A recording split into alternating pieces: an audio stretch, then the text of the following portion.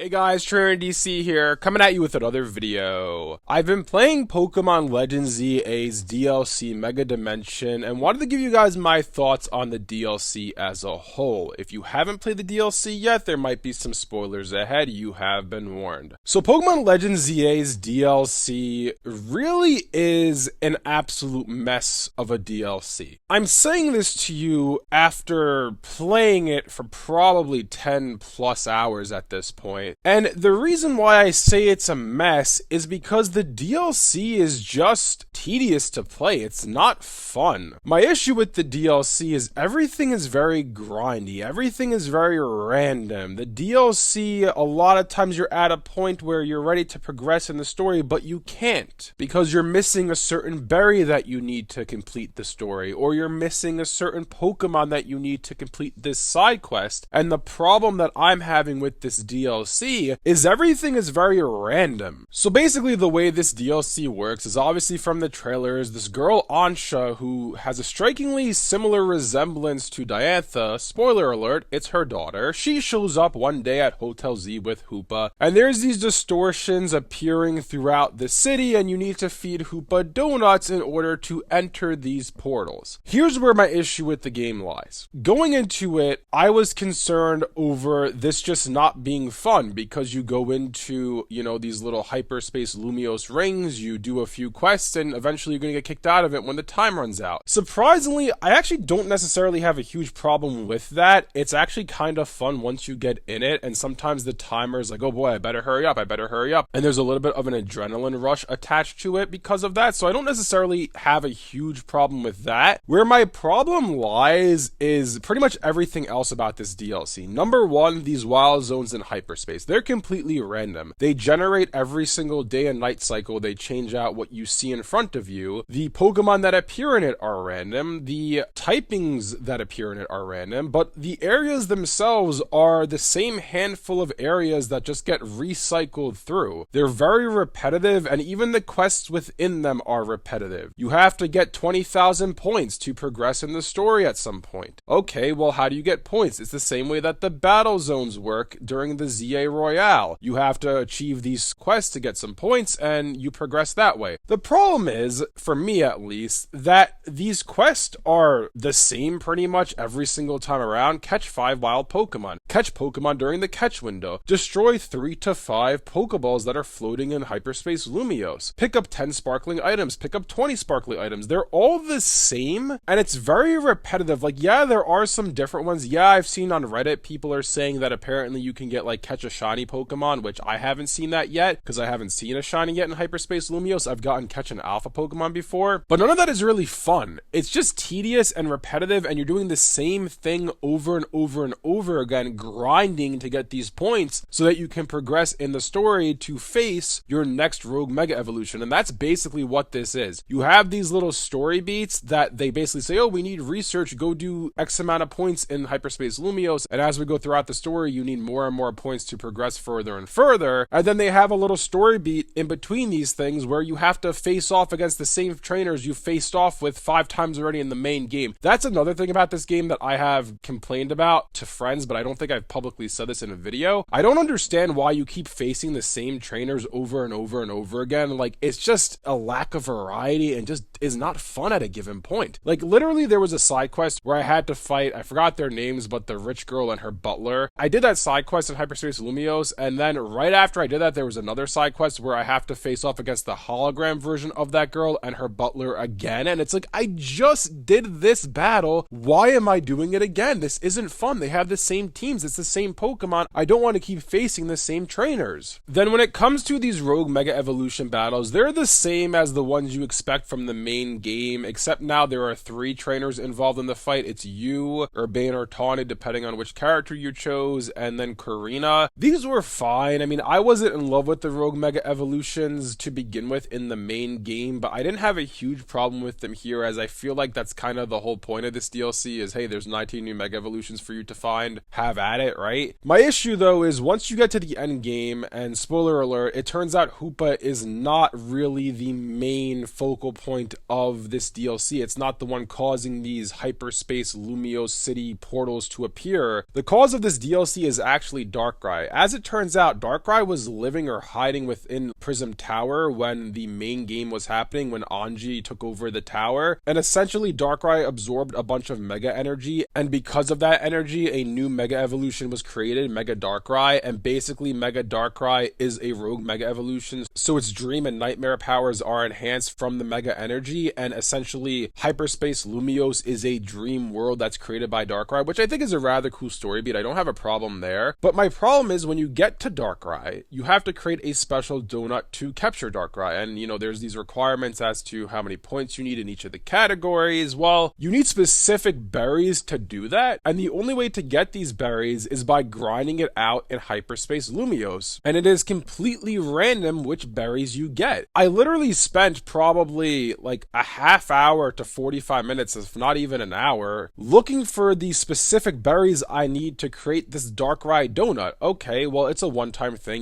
that's not a huge deal. The problem is they do this 4 more times. You have to do this again when you capture Primal Groudon, Primal Kyogre, and Mega Rayquaza. Now I'm in the post-game after doing that, and I now have to do it once again for Mega Zeraora. I've unlocked the ability to make the donut for Mega Zeraora, but I'm missing 3 of the berries that I need to make it. I've been grinding it out all morning trying to get these berries to capture Mega Zeraora. I've been playing for about 2 hours, and I do not have the berries that I need to capture Mega Zeraora. On top of which, I want to get Mega Magearna, another new Mega Evolution. Well, in order to get Magearna, you have to complete a quest where you have to give a Mimikyu to Vinny, and apparently there's another quest after that where you have to give a Morpeko to someone, and then you have to give 999 Mega Shards to get Mega Magearna from Jet. This is all just so grindy because the thing is, Mimikyu only appears randomly in these Hyperspace Lumiose portals, and you don't know when you're gonna get a Mimikyu, and I've been playing all morning refreshing by using the bench reset method to get new Hyperspace Lumiose wild zones to appear, and I cannot find a Mimikyu for the life of me. I could literally be sitting here for 4 hours and I might never get a Mimikyu. It's just all random, and it feels like this is a huge step backwards in the franchise because we went away from the tall random grass. In Generation 8 was the last time that occurred, and now we have Pokemon roaming freely, and it's a lot more fun and easier to capture Pokemon and not as tedious as it used to be. And we went right back to that with this DLC. Okay, then you have to do the same thing for Morpeko, and then you have to grind out to get 999 Mega Shards, which isn't exactly hard to do, but again, it's not fun, it's tedious to do, to then get Mega Magearna. But then the thing I should go back to is with Kyogre and Groudon, you have to get 70,000 points to get Kyogre and Groudon, respectively. 70,000 total, I should say, for the 2 of them. You do that. Then I thought, okay, I go get Rayquaza now. Nope, you have to get another 100,000 Hyperspace points to get Rayquaza. And again, the only way to get these points is by going to these wild zones, these battle zones, and the special side quests within Hyperspace Lumiose, some rogue Mega Evolution battles, and they're all the same. They're all the same challenges, the same battles. They're not fun. They're tedious to do and repetitive. Then all of a sudden, in the post game, after you beat the main game,